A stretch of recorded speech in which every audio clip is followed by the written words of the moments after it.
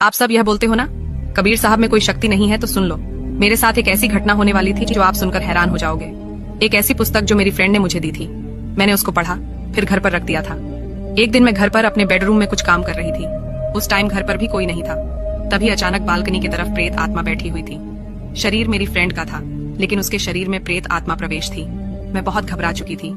फिर मुझे एक बात याद आई, जो कि मैंने जीने की राह पुस्तक में पढ़ा था, कि अगर कोई भी आपत्ति आए तो हमें पूर्ण परमात्मा को याद करना चाहिए।